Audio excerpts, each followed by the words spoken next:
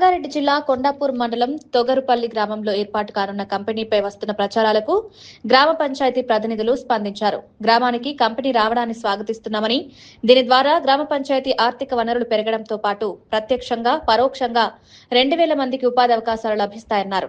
గ్రామ సర్పంచ్ ప్రశాంత్ మాట్లాడుతూ, కంపెనీ సమావేశాల్లో వ్యక్తిగత అంశాలు కాకుండా గ్రామాభివృద్ధికి సంబంధించిన విషయాలనే చర్చించామని చెప్పారు. దానికి మేము కంప్లీట్గా అపోజిట్.